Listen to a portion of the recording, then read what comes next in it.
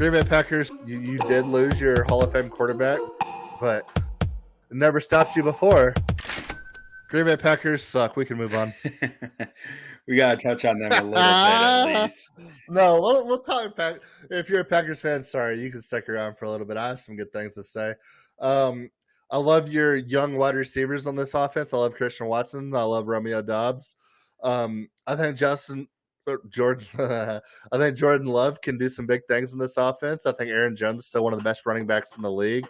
AJ Dillon, Quadzilla, Thighzilla, what do they call him? Quadzilla? Quadzilla, I think. Absolute beast. And you might have the best defensive line in the division. So you got a lot of good things going for you here. You did lose your Hall of Fame quarterback, but it never stops you before. I'm just going to power through some of these thoughts on offense. So Jordan Love, we can clown all we want. We have no idea what they have in him. I don't even know if they know what they have. He looked good he looked good in the garbage time that he played. The guy's taken 137 at the end of the day, that's what it was in his NFL career or something like that. It's not more than 200. Like it's just impossible to really say until he plays a good amount of snaps and D coordinators start adjusting to him. You know, that's gonna make a big difference. We'll see what he can do. This offense probably fits his skill set pretty well. There's a reason Matt LaFleur liked him. So we'll see. I'm not at all sold on him, but I've been wrong plenty in my life. So at running back, Aaron Jones is one of the most versatile backs in the league. He can do just about anything out there. He's turning 29 this year. He's still putting up really good efficiency numbers and making tacklers miss at a high rate. Until that stuff starts to decline, I'm not worried about him declining. But he did have some fumbling issues last year, I believe. Yeah, or maybe it was in the past. I forget. My notes just say his fumbling issues could become a bigger deal. I don't remember what I meant by that, so I'm going to move on to. Aaron Jones is my number one fantasy running back last year going into the draft, and it didn't quite pan out that way, but he was still pretty efficient. AJ Dillon seemingly for the past 2 years feels like it's like any day now he's going to take that job. And Aaron Jones keeps honestly, doing his thing. AJ Dillon wasn't very good last year. Mm-mm. No, a lot of quote unquote experts had, fantasy wise at least, had AJ Dillon as the running back to have in that offense, and I guess they weren't right, and I wasn't right either. So I can't really shit on him, but I mean, he was just much less explosive than he had been in the previous years. In 2021, he'd break a tackle and then he'd bust off a lot more yards. Last year, he didn't. He was slowed down. I don't know. Maybe it was more asked to play the more bruiser role. I'm not sure. I loved him coming out of college, so I have a hard time saying that he's not good. But his efficiency metrics were really rough last year. At wide, I think. I was gonna say I think the biggest story in all of this is when you look at the acquisitions and the people who left.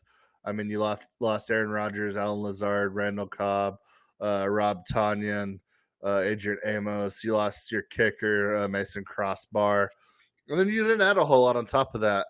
So that tells me that this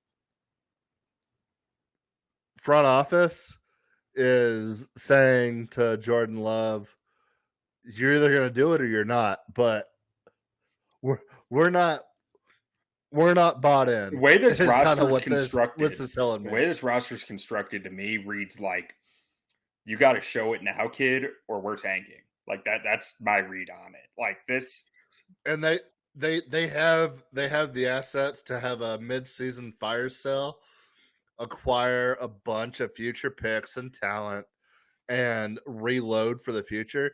I actually love how they transitioned from Aaron Rodgers to Jordan Love here, because I do think they have the talent on the team for a young quarterback to walk in and prove it. It's not like the Justin Fields situation in the past couple of years. I mean, there's proven commodities everywhere on the field, decent running game, decent offensive line, good defensive line. You're never really going to be in a hole, and some pretty good receivers as well on top of all that. So The Um, receiver room, I'm actually more skeptical on. I think there's a lot of risk in this I room. love Hey, Christian I like Watson. Christian Watson a lot. I don't know if he's ever going to be a dominant wide receiver one, though. Like, I think he is an outstanding deep threat. I think he is a hell of a wide receiver to have on your team, but I don't think he's your go to number one receiver either, if that makes sense. Like, he's not going up. You're Yeah. not throwing jump balls out to him. You're not asking him to win possession receptions on big downs. He is the explosive threat who is constantly putting the defense in danger. Absolutely. I think Romeo Dub's got to step up big time here. Well, he But better, because if he if doesn't, this receiver room gets really ugly, really, really yeah, fast.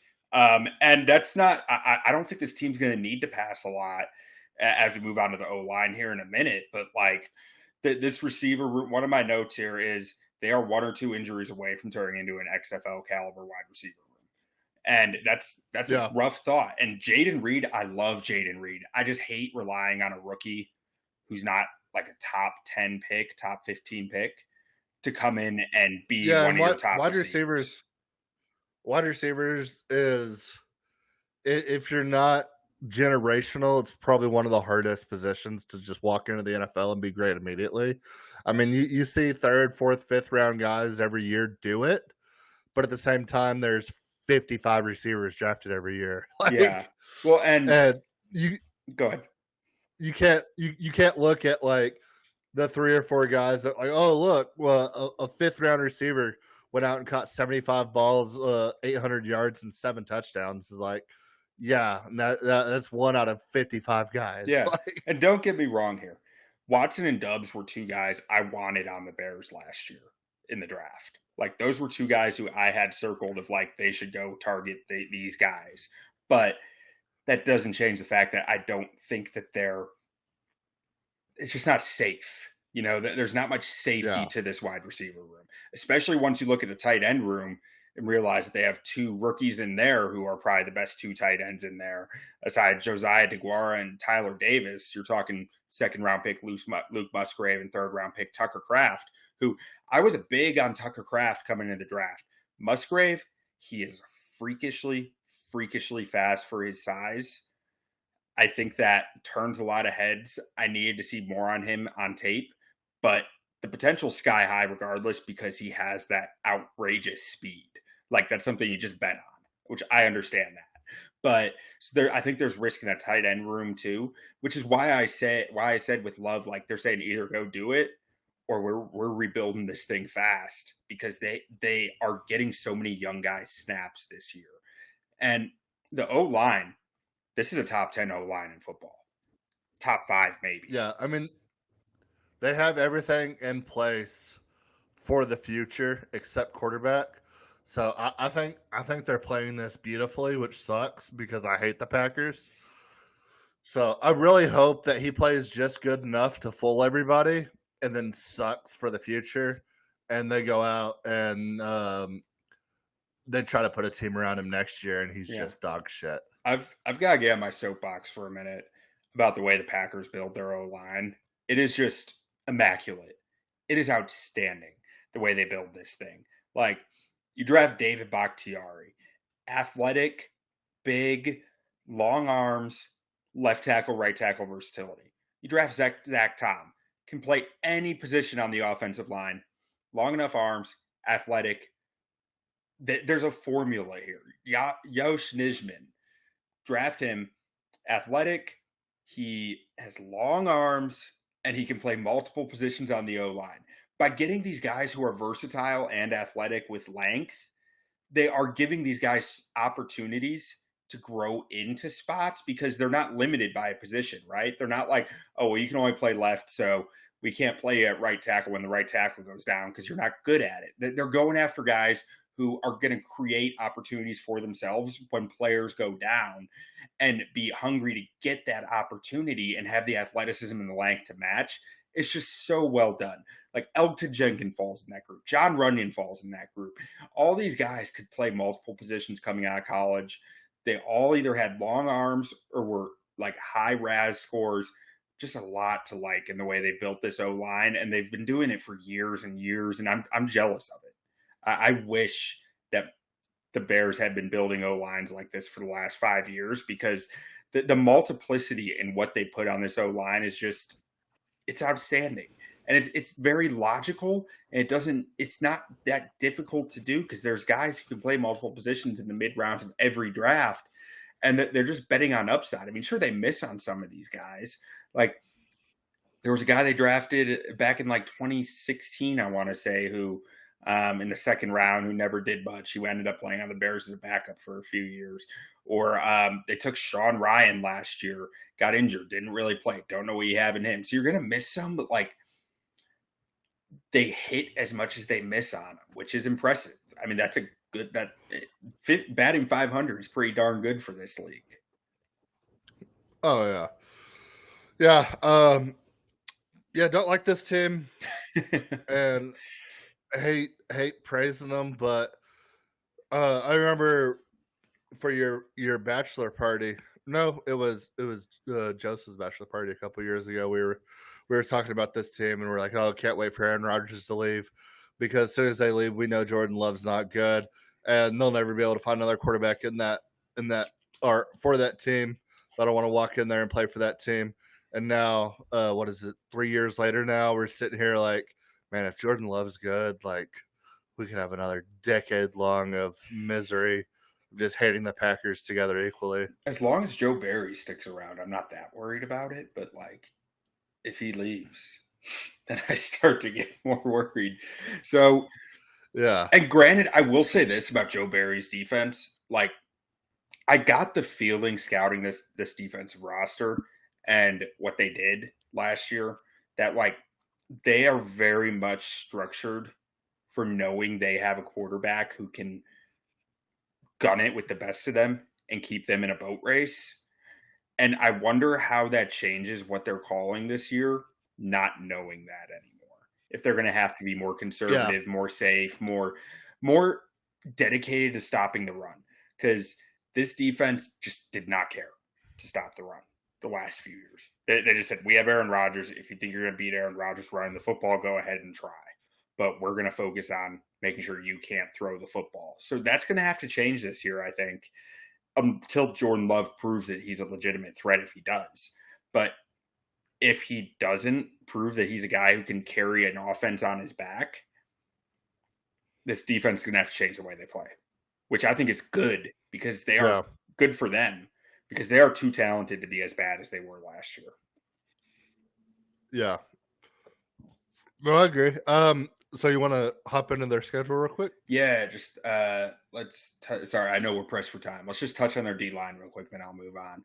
Alrighty. So Kenny Clark, Devonte Wyatt inside. They also grabbed Carl Brooks and Colby Wooden in the draft. I wasn't overly impressed with either of those guys, but I saw upside in both of them. So you have that going for you. I think there's some nice potential there, at least. I think Devonte Wyatt. I like Van Ness that they grabbed too. What? Oh, Van Ness. Yeah. Well, I'm calling Ness, him an edge here, but he's. Yeah, I bet Van Ness is going to play both inside outside.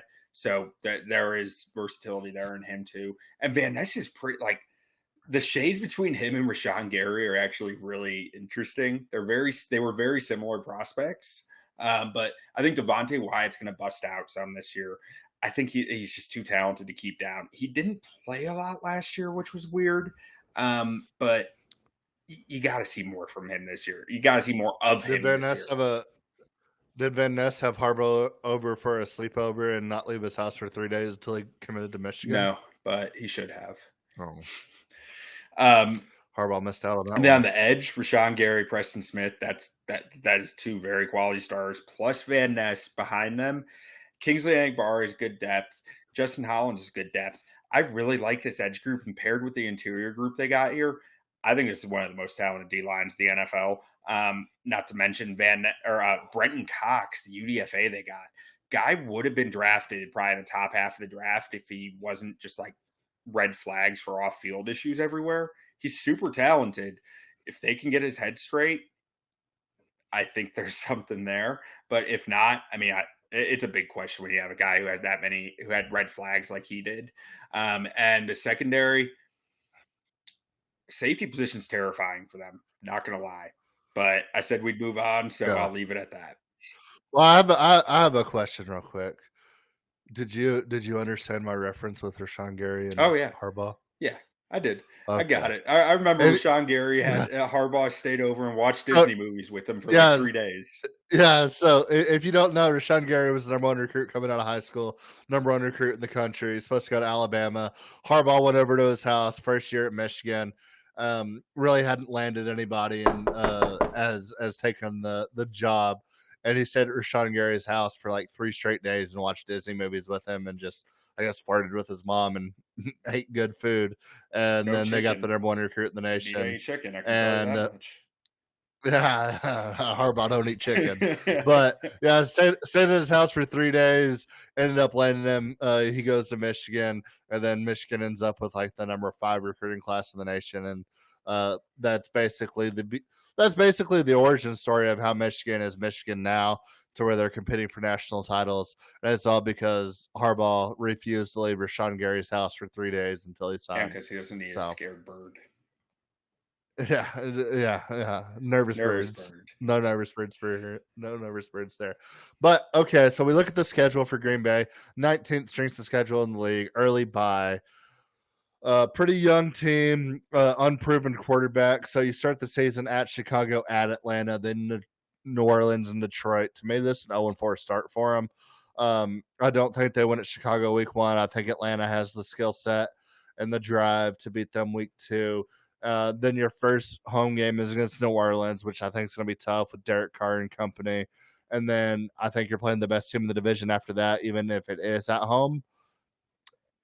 I think this is 0-4 start for the Green Bay Packers. I'm giving them a toss up against New Orleans, just because I think that matchup is going to be pretty tough for both sides. And then I'm giving them a win against the Raiders, and the other 3 I've got marked down as losses. Okay. Yeah. So Raiders were going to be in my next, but I'll give them the Raiders. I'll give them a 1-4 start there. I'll give them the Raiders, and then early bye week, week 6 bye week, and then you go to Denver. I think that's a loss. You have Minnesota at home. You have the Rams, and you have Pittsburgh. I think in the best of scenarios, you go 2-2 here. I'm seeing more 1-3 though. I think you lose at Denver. I think you lose to Minnesota, and I think you lose to Pittsburgh. You should be able to beat the Rams at home. Rams are probably the worst team in football on paper, at least. So I could see this 1-3, best case scenario 2-2, but I'm giving 1-3. So I'm going 1-4, 1-3 here. Yeah. So I mean, I have them at 2-7. I'm gonna give them a loss to Denver. They're gonna beat Minnesota. They're gonna beat Minnesota at home. Mark my words. See, I think Minnesota was frauds last year, but I think every single NFC team that we've previewed that has Minnesota on the schedule, you have Minnesota going 0-17. No. I don't think you've given Minnesota a single win so far. No, I definitely have. I don't think so. Absolutely have. We have to go back and check the tapes. We're gonna get to Minnesota in a couple minutes, and we'll see. Like we'll see where I have them, but like maybe when we get to Minnesota. Obviously, you have to give them wins when we get there. I had the Bears losing a game. A game, okay, so 1-16. I don't remember who was. I don't remember every team that played them, but trust me, I do not have Minnesota losing every game. We've done the whole AFC, and this is our third division in the NFC. You may have given Minnesota 2 wins at this point. I might have given them a lot of toss-ups. I'll give you that. I might have given them a lot of toss-ups. We got to go back and check the tapes. I don't think you've given them more than a win. I don't think so. I disagree. I mean, so I definitely didn't have the Rams or the Raiders beating them if they play them. They should play the Raiders. I didn't have the Raiders beating them. Sure about that? Yeah. I might have had it as a toss-up, but I didn't have them beating them. We got to go back and check the tapes. Wind it back. You do that and get back to me. Let me know. I'll go back and check. I'm going to make sure. I'm going to see how many wins you give Minnesota when we actually check their schedule after this. But so then after that, we have the Chargers, Detroit, Kansas City, Giants. I see this as another 1-3 stretch. Yeah. I don't know who they win and who they lose to. I can see them winning any of these games. I can see them losing all 4. So I'm just going to say 1-3. I don't know, man. Giants. Giants have top 5 coach in football, in my opinion. For now. Until he's not. Exactly. Right? Not to say he won't be, but like, I'm going to give it a toss-up on the Giants. I gave him a loss to the Chargers, toss-up Detroit, loss to KC. All right, then we'll have them finish out Tampa Bay, Carolina, Minnesota, Chicago. So I'm sure you're going to give them the Tampa Bay win. I'm sure you're going to give them Carolina win. I'm sure you're going to give them the Minnesota win. I'm sure you'll say Chicago's a toss-up. Minnesota. Come on now. Oh, look at you. You gave Minnesota 3 wins on the year. You got to beaten Las Vegas. You got to, oh, man. 3-14 for the Minnesota Kirk Cousins. Man, we're talking the Packers here. Get out of here with the Kirk Cousins. So I see a 2-2 stretch here, which I think they finished about 5-12, 6-11. I think they finished middle of the pack. I think they're over under at 7.5 is perfectly set.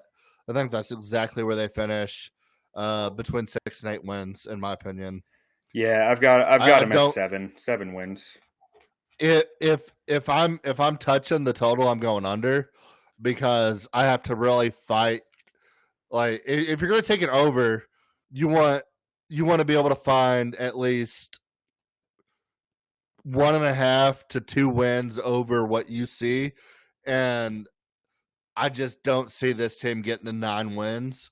Which, if I don't see them getting to 9 wins, I'm taking under 7.5. But that might be my best bet here, because missing the playoffs at -200, I'm not taking. I don't think I'm taking. I think they're the worst team in the division. I'm not taking that at +420.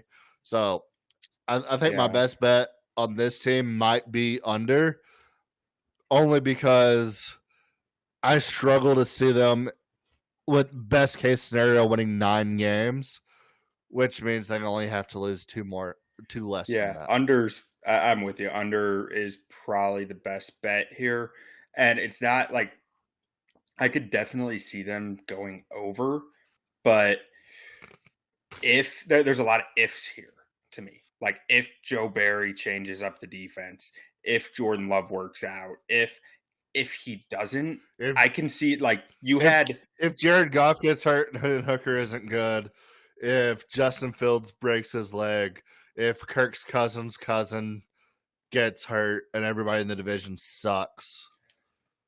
Like, I mean, so where I was going was like, you had some guys with maturity questions in Quay Walker last year. Like, I do wonder why Devonte Wyatt didn't really play much last year. If he's like, if him and Quay Walker aren't bought into what they're doing, and Jordan Love isn't good, I could see this starts torpedo quickly on him.